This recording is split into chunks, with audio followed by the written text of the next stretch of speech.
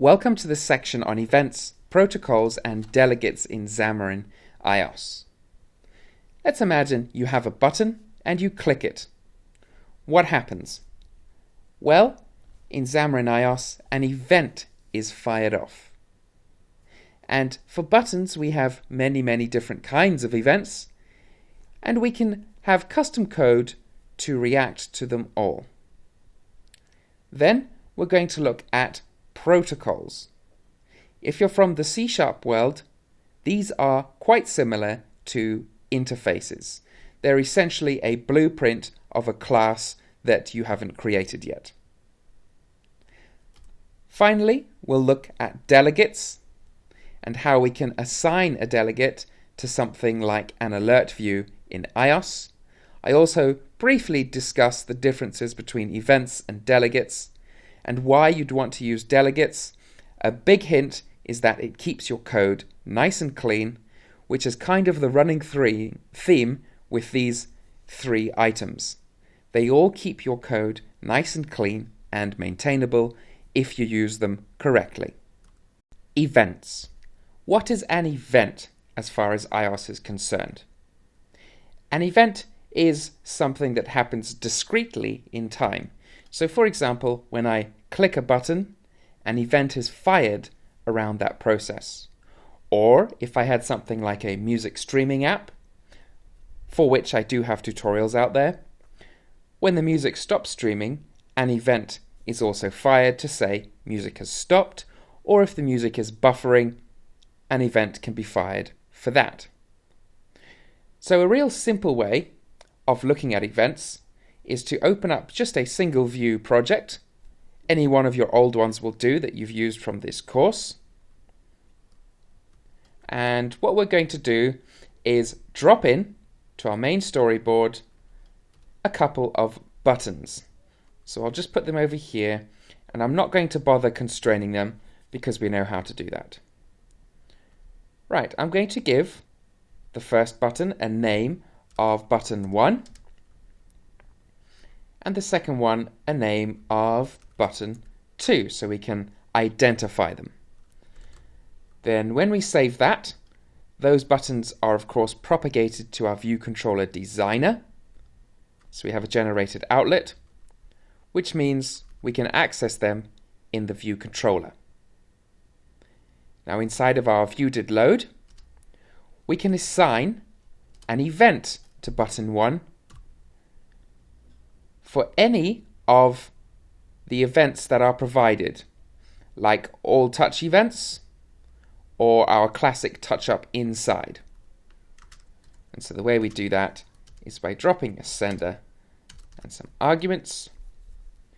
And there we go, we have our button 1. And this is an event, and of course, when the event fires, this method is called. So what if I want to do the same for button 2? Well, I could do a repeat of this code, or I can just remove this code for now, have a plus equals, and then make up a method stub for it. Then I could also have button 2 dot touch up inside plus equals, and that method should appear inside of there. Whoops, I've put it in the wrong place, sorry about that.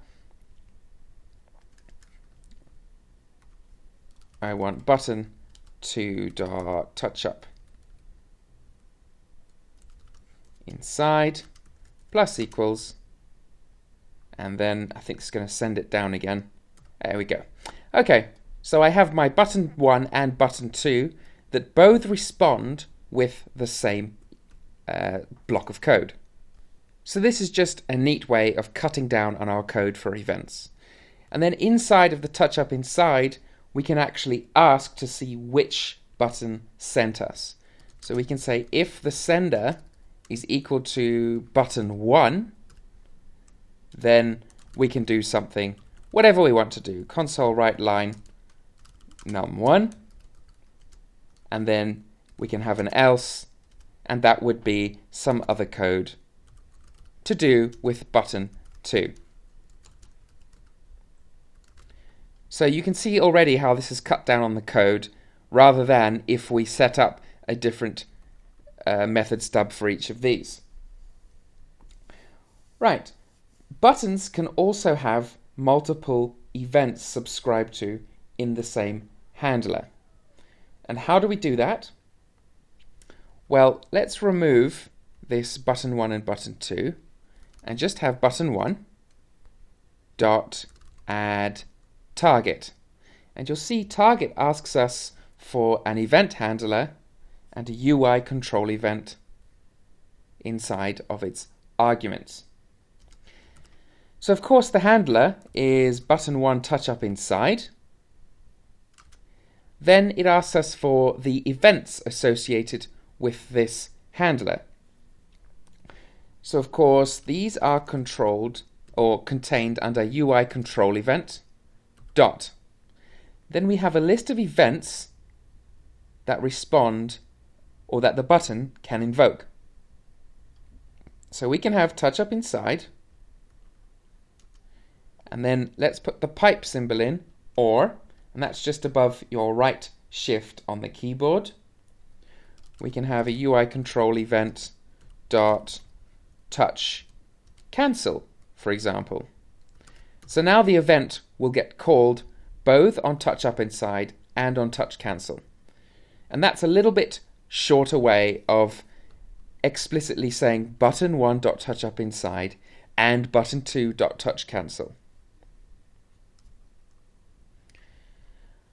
Right, so that covers buttons, but if I go back to main storyboard and I drop in other things, let's say I drop in a label, and of course let's give this a name of label,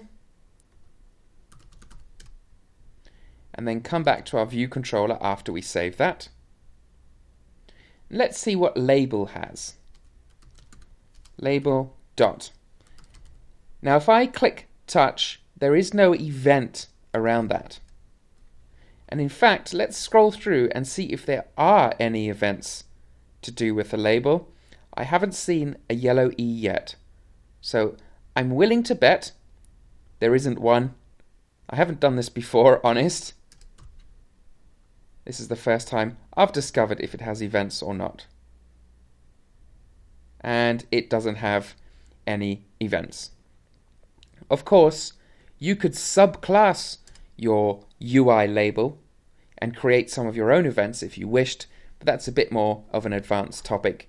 And if you want to know about that, just search for .NET events. There are lots of tutorials out there on how to create your own. So if you are planning on making an app that uses events, don't rely on certain items, for example, an image view or a label, to have events associated with them. Always check first that they have the event that you might want. As my last piece of advice, if you have a button and you'd rather display an image but allow the user to click the image, button does have, if I scroll down here in the properties, a default image and a background image that you can assign. So in that sense, you can have an image button.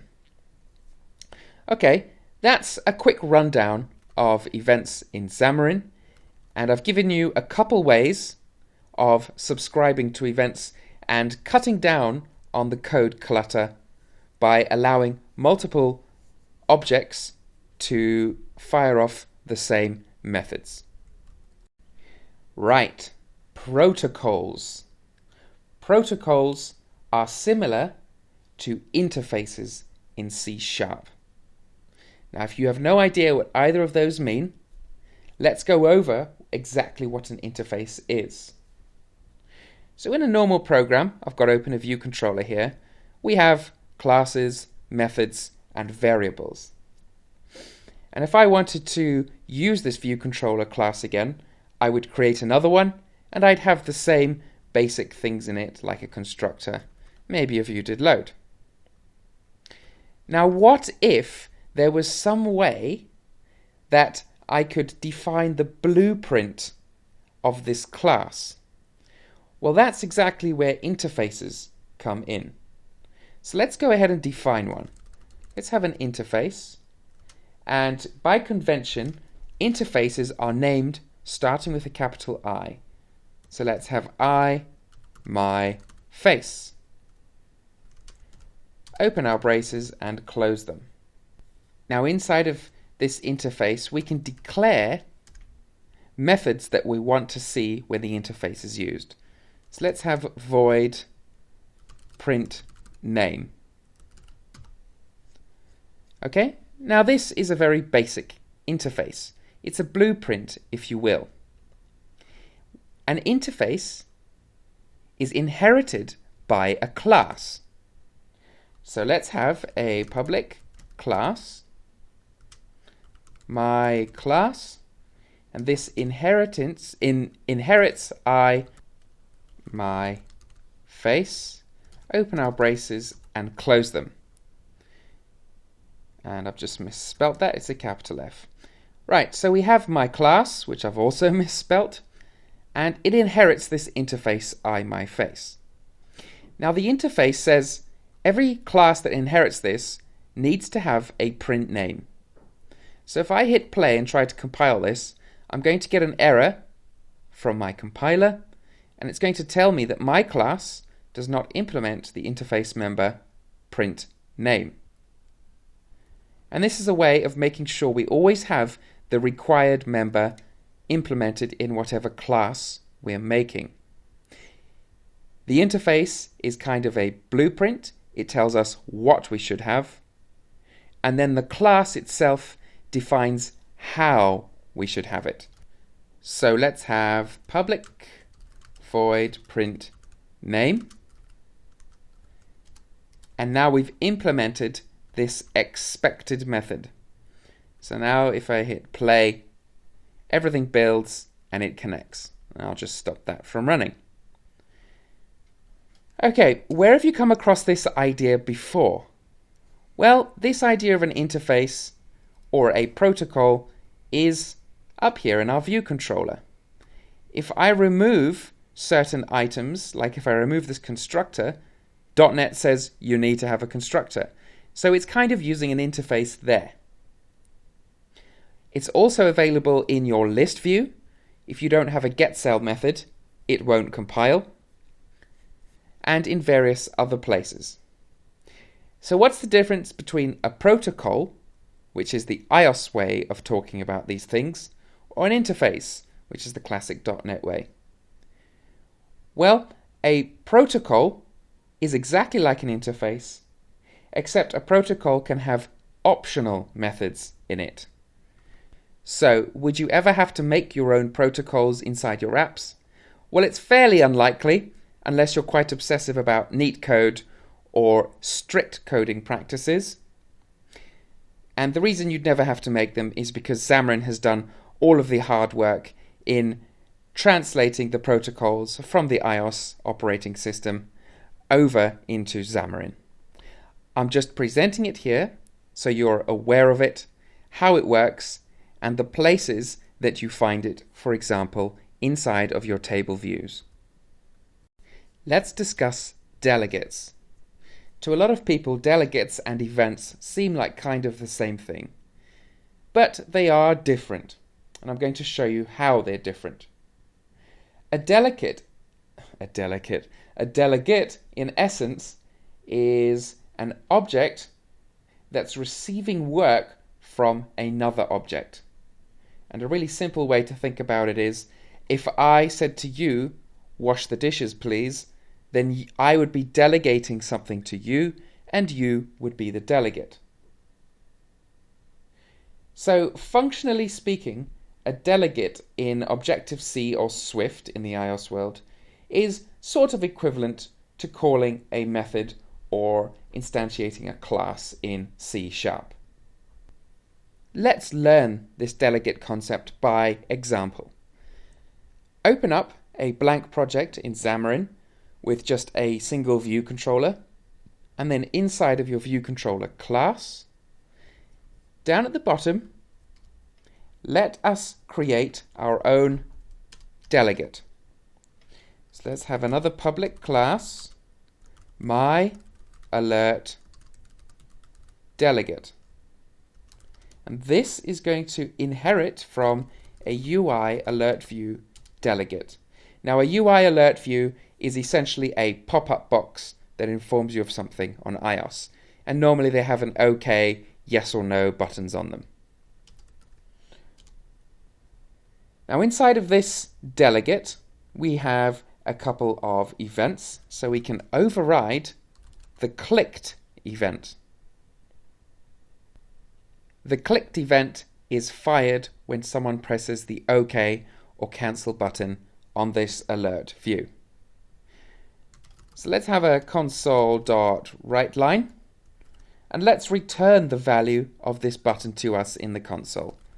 Let's have buttonIndex.toString, and then add on clicked to it.